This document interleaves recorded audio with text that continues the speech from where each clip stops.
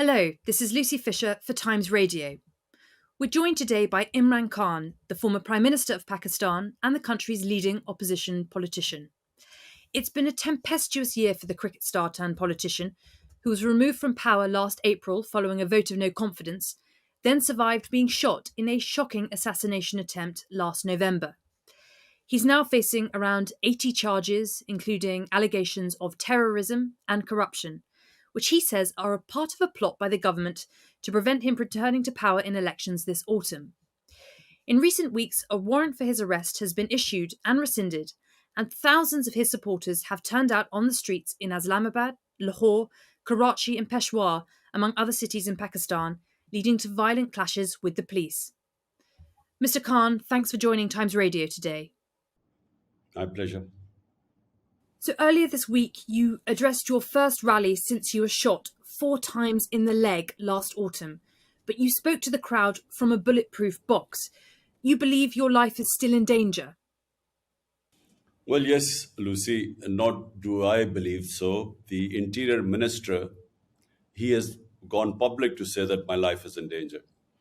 But he says it's from some foreign elements, but I know that it is from actually the government itself.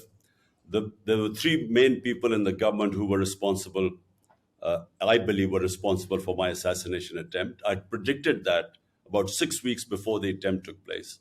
So they're still sitting in government. They've sabotaged the inquiry report because it was implicating them.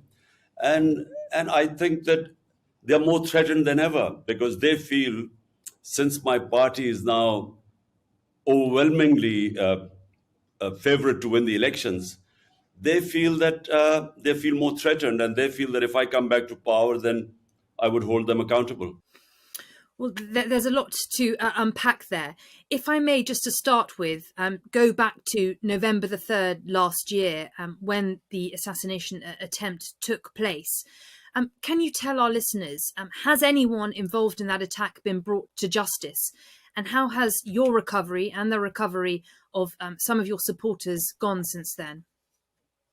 Well, Lucy, there was threat to my life, and I went on public claiming that how they would try to assassinate me, that they would palm it off on a religious fanatic who would claim that I had committed blasphemy. And how did I know that? Because 3.5 years I was in power, and I had, obviously, the intelligence agencies were working with me. So I got information from within the agencies that this is what they were planning to do.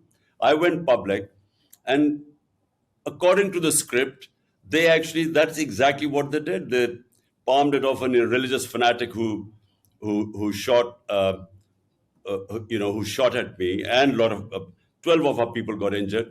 But fortunately, there was one bystander who saw him pull out the gun, and just in the nick of time, he put his hand on the gun. So rather than hitting us on the top body, the bullets hit us on the legs. But there were 2 other shooters, and this was confirmed by the Joint Investigating Committee, which came up with forensics and eyewitnesses and confirmed that there were 3 shooters. So after that, the powerful quarters, because there was the intelligence agency general who was involved in this, I nominated him. The Interior Minister, who recently again has made a statement that it's either us or, something like about, either it was us or them, or some stupid statement he's made. And then, of course, the Prime Minister. All of them have been involved in extrajudicial killing, and there's a record about them. So they were still sitting in power, and they sabotaged the findings of the Joint Investigative Committee. Now, since they are still in power, and since my party has won 30 by-elections out of 37 in the last few months, they know that we are favorites to win the elections, and therefore my life is, more at risk now because they're petrified that I would be back in power. Well, certainly some of the language used by the Interior Minister describing you as an enemy and incurable must scare you, I'm sure. Your allies have raised concerns about the disappearance this month of a member of your social media team. Explain what you believe or suspect has happened to him. Well, Lucy, what's happened is that since we were deposed from power, and that this was the person behind it was the army chief. As you know, the establishment is all powerful with the intelligence agencies. So he was the one who was behind the plot, but he co-opted the guys who are in power right now. These 12-party alliance. So since then, what they hoped was that my party would just sort of wither away because once a party is out of power, people turn their backs on it. But for the first time in our history, something unprecedented happened. Hundreds and thousands of people came out on the 10th of April. My government was removed on the 9th, 10th of April. Hundreds and thousands of people came out on the streets. Now, when that happened, everyone was taken by shock, including the establishment. So rather than the popularity going down, with time, my popularity and my party soared to heights which no party in Pakistan's history is as popular as my party PTI is right now. Therefore, that's when this plot was hatched to have me removed. And, us winning 30 out of 37 by-elections meant that my life was even more in danger as time went on because elections are due. The Supreme Court had asked for the provincial elections on the 30th of April. The general elections take place in October. Now they're all scared that in these two provincial elections on the 30th we would win. So they're challenging in the Supreme Court right now. They're scared of elections. And so the two are related, the threat to my life and elections and coming to power are all related. Well, certainly, just for listeners and viewers not aware, Pakistan is having a big set of elections this autumn. Of course, you may not be allowed to stand, Mr. Khan, if you are convicted on some of the charges which you are currently accused. This includes corruption, the suggestion that you sold state gifts while in office and hid your assets, and more recently, charges of terrorism. What's your response to these allegations? Well, Lucy, let me just put the record straight. There are 140 cases against me right now, which include blasphemy, which includes sedition, uh, which includes 40 cases of terrorism. 40 cases. Now remember, this country has known me for 50 years. I'm probably the longest known Pakistani and the well-known Pakistani, in 5 decades. So no one believes that I have broken the law because I've never broken the law in my life. In fact, my movement is called Movement for Justice, Rule of Law. So none of all these cases, whenever they go to a trial court, I get bail because there's nothing in the cases. I mean, for instance, I'm accused of terrorism. Now, how am I accused? My party does, some party members do a peaceful demonstration outside the election commission. I'm sitting in another city and I'm charged with terrorism. Or I go and make a court appearance. And so there are a lot of followers there. We go in and come out and there are 3 terrorism cases. So no one believes this. And whenever it goes to court, they get set aside. So your contention is that these are politically motivated cases brought against you? Look, Lucy, never in our history has anyone had 140 cases against me. And the rate it's going, I'm soon about to score my double century. The problem is that, the cases they are slapping against me, no one believes them. Now, for instance, the corruption, so-called corruption case, what is it? For 70 years, the law in Pakistan is that whether it's the prime minister, the ministers, or any generals, whenever they get a gift, it has to go to something what is called Tosha Khana. There, they decide the value of the gift. Then they give you an opportunity. Do you want to retain it? If you retain it, in the past, it used to be 20%, used to pay and you used to take the gift. Mm-hmm. Now, in my time, it was 50%. So this is the law. Everything is on record. So whenever this case goes into court, this will be again dismissed. So, as you mentioned, there have been protests when you have been called to court. Your supporters have been out on the streets in cities across Pakistan. There have been violent clashes with the police. What's your message to your supporters now? Would you urge them to eschew violence? Lucy, look, let me correct the record again. My people have never indulged in violence, and I'll tell you why. A party that wants elections does not want violence, because violence is one thing that would delay the elections. Now, we've been asking for elections. The government parties do not want elections. So they have been blaming security.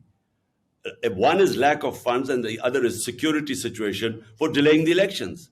Now, if we were indulging in violence, we would actually be helping the government's narrative about lack of security. So my people have always been told that we do not want to have any clash or any violence. Now, you talked about my social media active, the guy who was my advisor, Azhar Mashwani, then our social media head in the southern province of Sindh.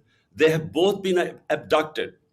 We do not know their whereabouts. They have disappeared for 7 days. But this is not the only situation.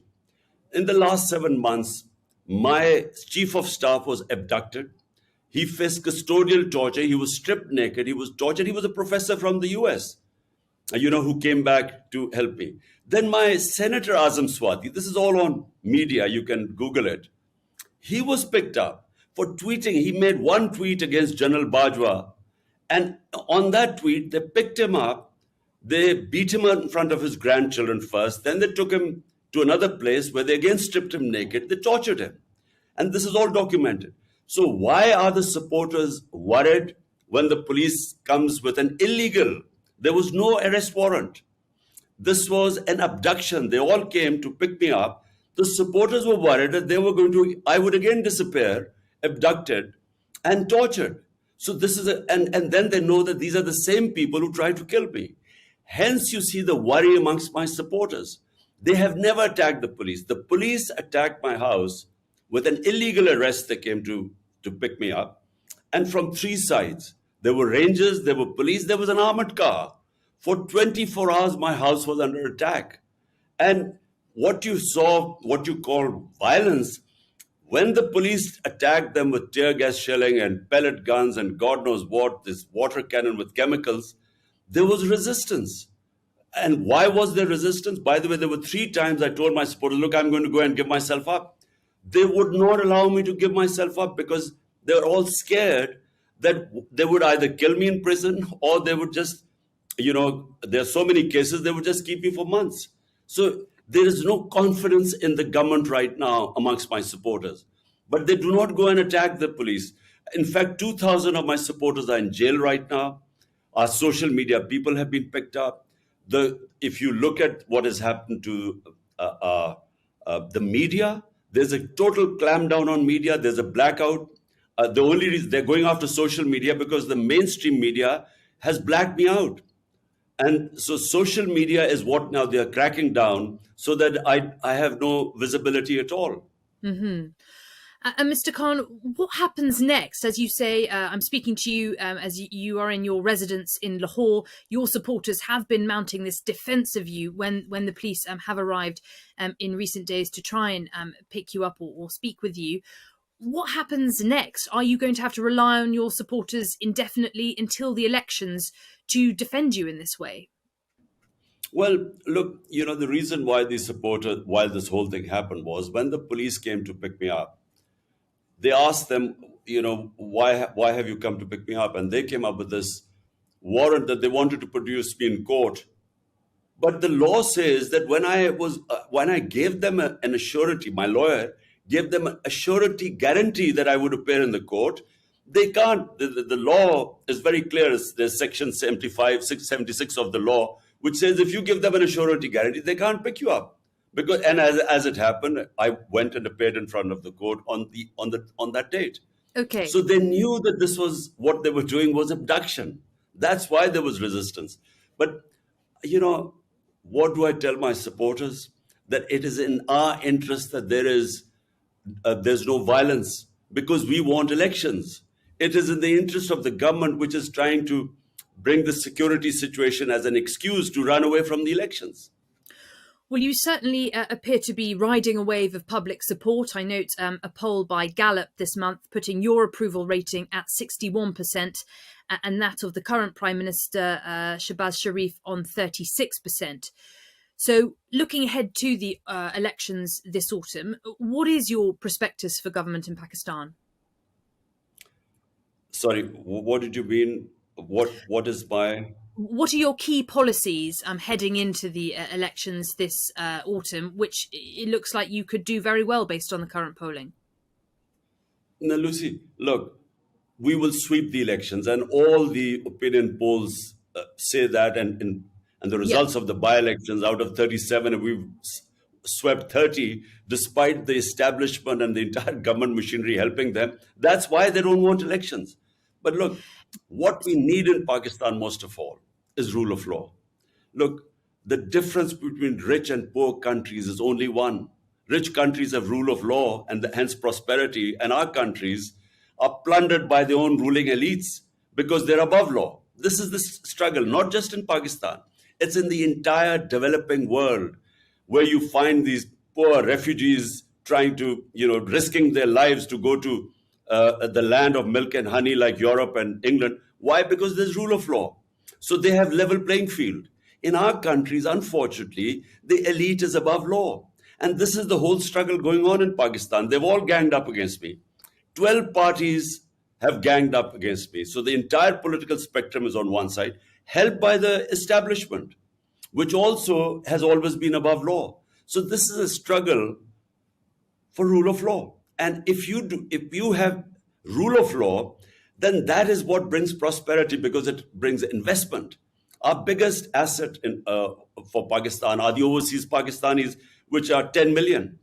And their combined GDP is more than the GDP of 220 million Pakistanis. If we can have the enabling environment for them to invest in this country, Pakistan will stand on its own feet. I mean, I'm just giving you a very rough idea that unless you have rule of law, you cannot have prosperity because, we get robbed by our own elites who siphon off money and it ends up in Western capitals and in offshore accounts. And as I said, it's the problem with, you look at the developing world, it's the problem, same problem everywhere. So, restoring rule of law is at the centre of your policy proposals for the country. Just a quick word, if I may, on Pakistan's fairly precarious financial situation. It is on the brink of default. How are you going to restore financial stability to the country? Well, this is, Lucy, the biggest challenge because we had sort of balanced our economy like most of the developing world. COVID-19 hit us 2 years after 3.5 years, 2 years was managing COVID-19 and its effects. And then, we had the commodity super cycle. Suddenly, the energy prices skyrocketed. So not just Pakistan, but most of the developing worlds suffered from balance of payments issues because when the oil price during our time was between 110 to $115 per barrel, it's come down to $65 to $70. So when the prices went up, so we too had problems. But if you look at the economic survey of Pakistan a year ago, we had the best economic indicators in 17 years of Pakistan's economic history. And so we had managed to balance this. We got our country out of COVID-19, one of the top three countries that managed the virus, the corona effects of COVID-19, the best. We were rated as one of the best countries. And then we managed to pick up our economy. Now, when they pulled the plug, we had overshot all our targets that we had set, whether it was revenue collection, it was exports, it was remittances, it was agriculture and industrial output. So we were doing our best. But what happened was that after that, the new government came in, did not have a plan, markets lost confidence, political instability, because no one knew how, because the government maximum would have lasted for 1.5 years. The elections were this autumn anyway. So that in that political instability and then total then incompetence to handle the economic situation and give a roadmap, that's when the economy went into a tailspin. So we lost 35% of the value of our currency in 10 months. Yeah, well, a lot to sort out on that front, on the financial situation. Mr. Khan, just a final word then about cricket and where cricket perhaps meets politics to bring your former life and your current life together, if I may.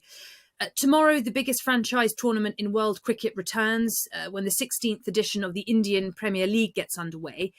India has banned Pakistani players from taking part since the Mumbai terror attacks in 2008, and there's no sign of that ban being lifted. The Board of Control for Cricket in India has long been accused of using this ban as a political weapon. My question to you is, would you call on other cricketing nations like England to push for Pakistani players to be allowed to play next year? Well, it is unfortunate, the relationship between Pakistan and India. There's a lot of arrogance in the way India now behaves in the cricketing world as a cricketing superpower. And because of their ability to generate a lot of funds, a lot more than any other country, I think they almost dictate now, as a sort of the arrogance of a superpower, or who they should play and who they shouldn't. And um, I find it strange that the Indian Cricket Board would take it out on the Pakistan cricket players. It's just reeks of arrogance. But Pakistan has now very good quality Super League too, and foreign players come to Pakistan, and I think that why, if India doesn't allow Pakistan players, so be it. Pakistan should, we have excellent a clutch of young cricketers coming up, and so we shouldn't worry about it. And of course, back in the day, you used to play for Sussex and I believe for Worcestershire. Have you, by chance, caught the current racism scandal that has beset English cricket? Look, I haven't had much time to watch cricket. To follow that. My life has sort of, you know, hasn't given me the spare time in the last 4 years. But I read about the Yorkshire racism scandal, and look, from the time I started, and I started in 1971 as a teenager, and from that time to when I was finishing cricket in the sort of mid 80s, I saw a change take place in England. There was a lot of open racism in English cricket, in county cricket when I started. And by the end of my career, somehow, if there was racism, it went undercover. You did not have overt racism by the time I finished in the sort of mid to late 80s. But when I started off, I mean, there were all the time racist remarks on the cricket field. It was, even the Pakistanis, especially in the north of England, would suffer racism. There were these skinheads who were very, you know, anyone was a Paki, and they would abuse you in the streets. So it gradually began to change. And, by the time I finished, there was much less racism. Well, I'm glad to hear it diminished during your time playing cricket. Clearly, it seems from the latest scandal there is still some way to go, but thank you for commenting on that. That's all we've got time for today. Imran Khan, former Prime Minister of Pakistan and cricketing star, thank you so much for joining Times Radio. My pleasure, Lucy. Thank you.